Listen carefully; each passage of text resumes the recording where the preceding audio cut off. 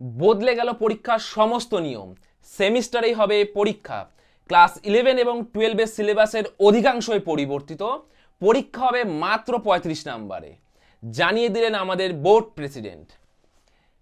Class 11 এবং class 12 হচ্ছে সেমিস্টারে পরীক্ষা।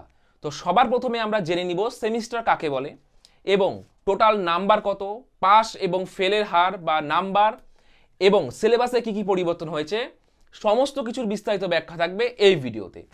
তো সবার প্রথমে শুরু করি, সেমিস্টার কাকে বলে।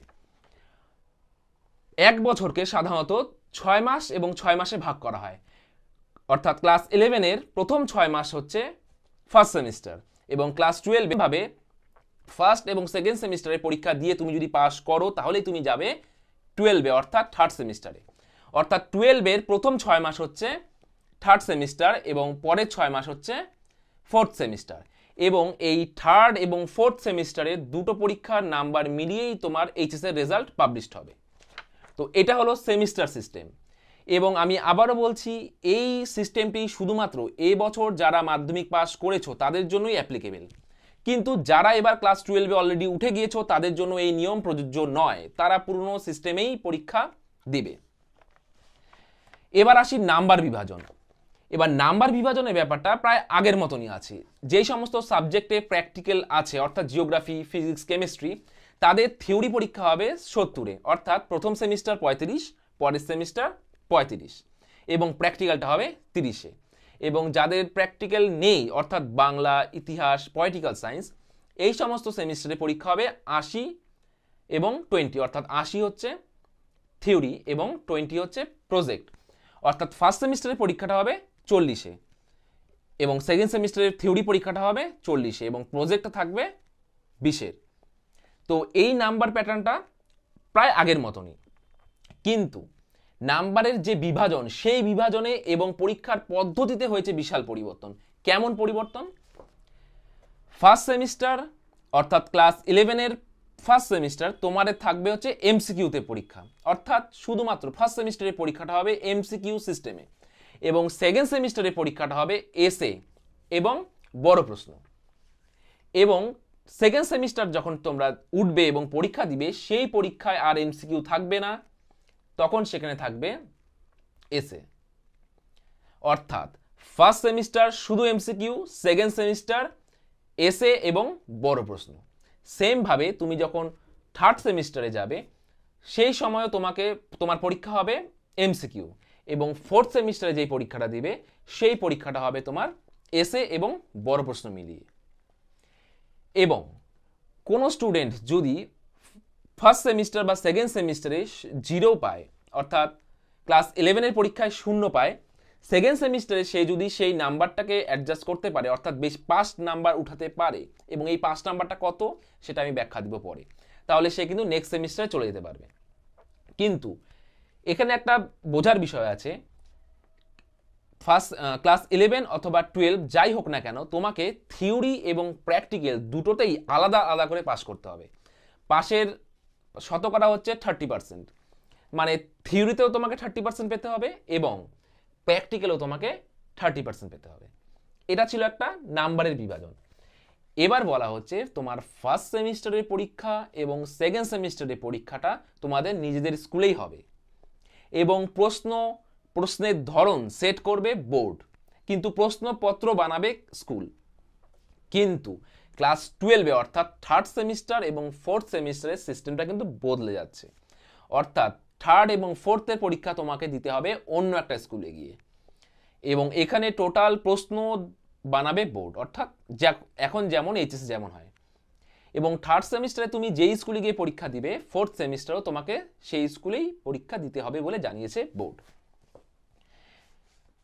এবার আসি সিলেবাসের কি পরিবর্তন হয়েছে। এই ভিডিওটা একটা ওভারঅল কনসেপ্ট যাওয়ার জন্য নতুন সিস্টেমে কি কি ইন্ট্রোডিউস হচ্ছে, টোটাল সিলেবাস নিয়ে ভিডিও আমি পরের ভিডিওতে বানাবো। এবার সিলেবাস অ্যানালাইসিস করার পর যা দেখা গেল, সায়েন্স ব্যাকগ্রাউন্ডের সিলেবাসে তেমন কোনো পরিবর্তন হয়নি। কমার্সের সিলেবাসের হয়েছে বিশাল পরিবর্তন। বাংলা এবং ইংরাজি সিলেবাসে 70 থেকে 80% চেঞ্জ। পলিটিক্যাল সায়েন্স এবং ইতিহাসেও কিছু কিছু পরিবর্তন হয়েছে। এবার আসি আমার নিজের সাবজেক্ট অর্থাৎ জিওগ্রাফি। জিওগ্রাফির থিওরি যেটা আছে, থিওরি পার্ট আমি দেখলাম অনেক কিছুই পরিবর্তন হয়েছে, নতুন কিছু ইন্ট্রোডিউস হয়েছে, কিন্তু প্র্যাকটিক্যালটা হচ্ছে অসাধারণ লাগলো আমার।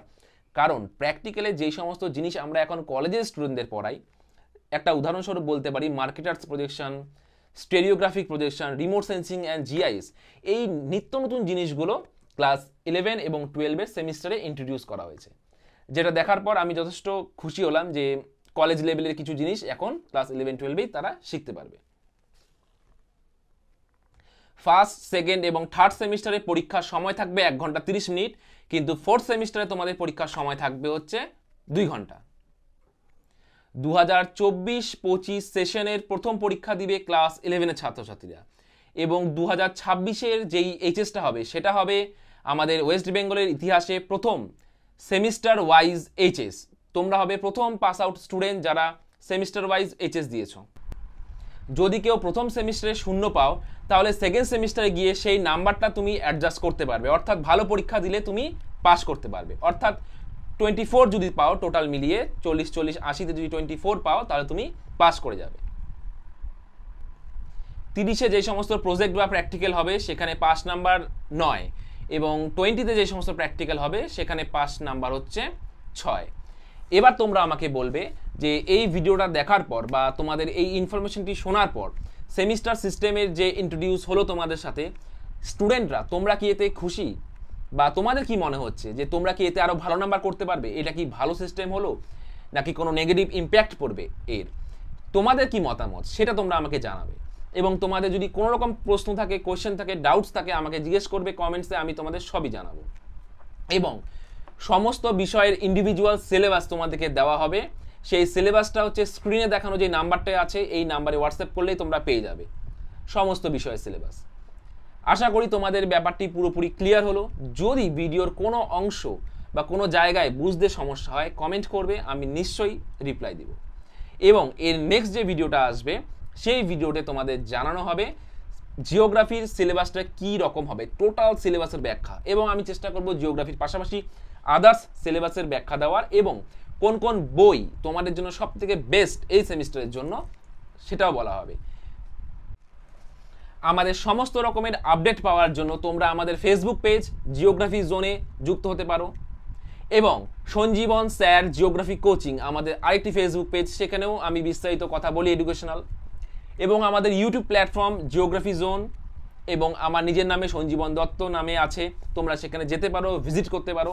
অনেক নিত্য নতুন এডুকেশনাল টপিকস এবং গোটা অল ওভার বিশ্বে কী হচ্ছে এবং জিওগ্রাফিক্যাল বৈশিষ্ট্যে তার ব্যাখ্যা আমরা প্রতিনিয়তই সেখানে দেওয়ার চেষ্টা করি, এবং বিভিন্ন এডুকেশনাল ফান রিলেটেড পোস্টও করা হয়, তোমরা সেখানে চেক আউট করতে পারো। এবং ভিডিওটি যদি ভালো লাগে সবার সাথে শেয়ার করবে এবং সবাইকে জানার সুযোগ করে দাও। আজকে এতটুকুই, বাই।